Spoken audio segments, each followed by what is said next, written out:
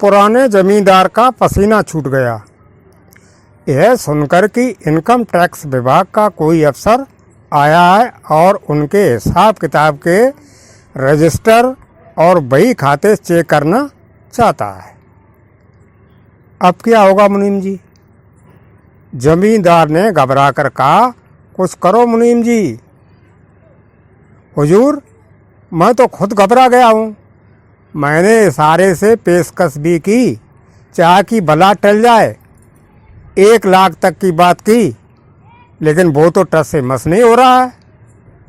मुनीम बोला, तो हे भगवान, मेरी तो सांस उखड़ रही है। तब तक रमुआ पानी ले आया।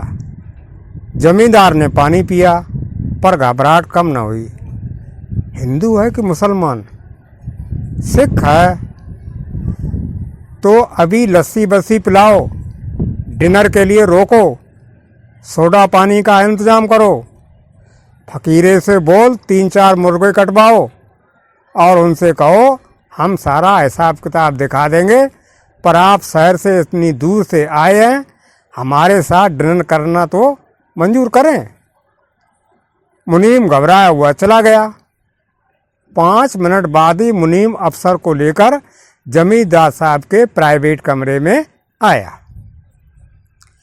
जमींदार साहब ने घबराहट छुपाकर लपकते हुए उनका स्वागत किया, उसे खास चांदी वाली कुर्सी पर बैठाया। आइए हुजूर, तशरीफ रखिए। यहाँ गांव आने में तो आपको बड़ी तकलीफ होगी, जमींदार साहब ने अदब से कहा। अब क्या करें जमींदार साहब, हमें भी अपनी ड्यूटी करनी होती है, आना पड़ा। अफसर बोला। तब तक लस्सी के गिलास आ गए। ये लीजिए हुजूर। जमींदार साहब बोले, शाम को हम और आप ज़रा आराम से बैठेंगे। आप पहली बार तशरीफ़ लाए हैं। जी हाँ, जी हाँ, लेकिन मुनीम से कहिए पिछले 3 सालों के हिसाब किताब के कागजात तैयार रखे। जमींदार के फिर पसीना छूट गया। उसने खुद को संभाला, पसीना पोंछकर बोला, अरे हुजूर, पहले शाम तो गुजारिए, फिर रात को आराम फरमाइए।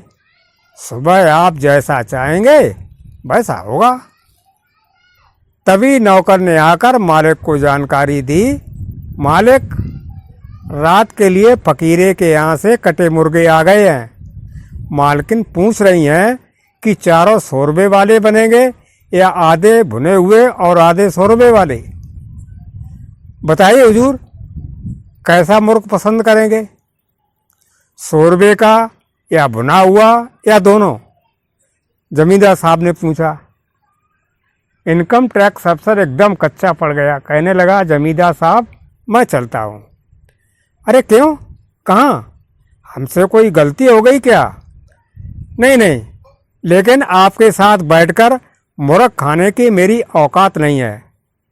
वैसे आपके मुनीम जी ने मुझे 1 लाख देने की पेशकश की थी, लेकिन मैं अब आपसे अपना इनाम लेकर जाना चाहता हूँ।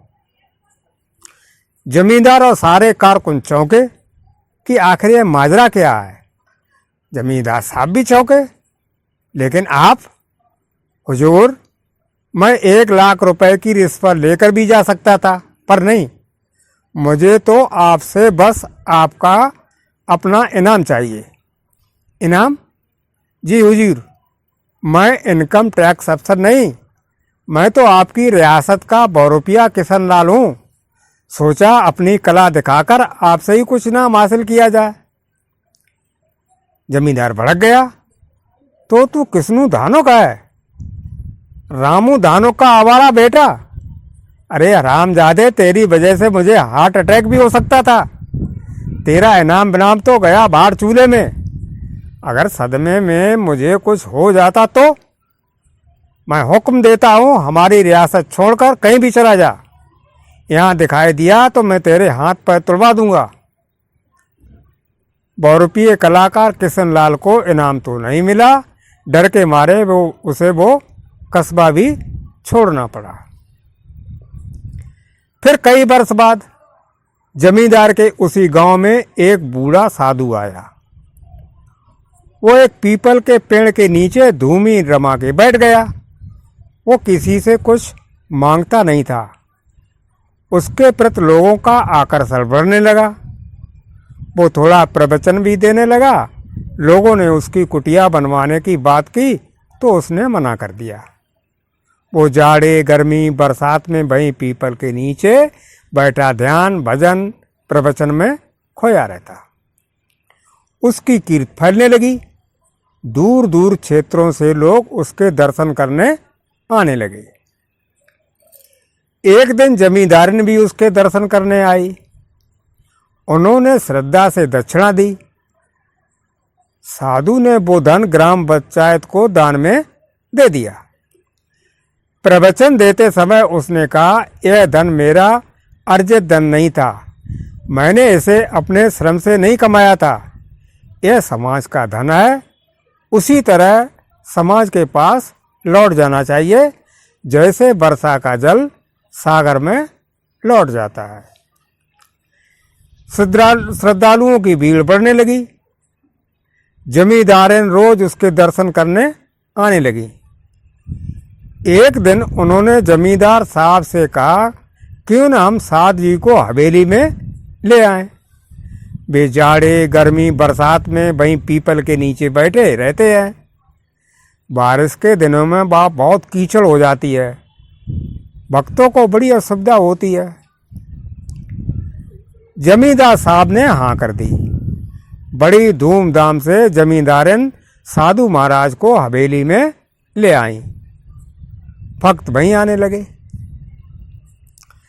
जमींदार ने भक्तों के लिए भंडारा शुरू करवा दिया।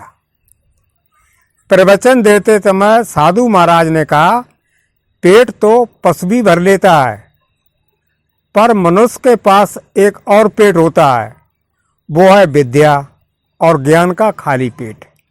यदि वो नहीं भरता तो भंडारे का भोजन व्यर्थ चला जाता है। जमींदारन ने साधु की बात को समझा। उन्होंने ग्राम पंचायत को धन देकर गांव में एक पाठशाला खुलवा दी।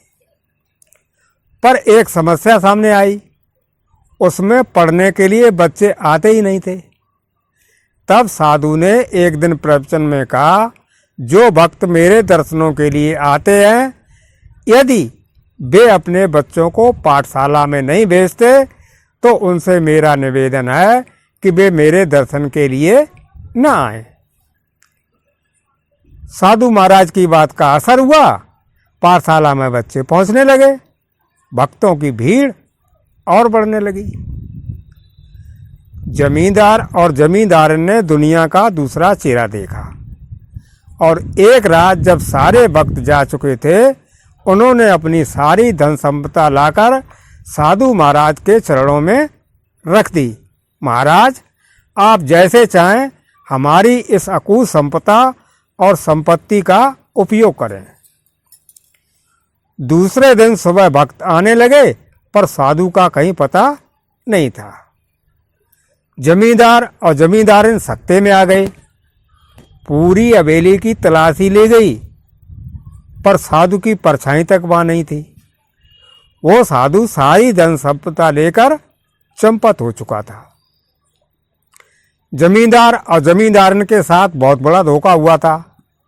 सभी भक्तों की उत्तेजित और नाराज भीड़ में वही पुराना बहुरूपिया किशनलाल दिखाई दिया।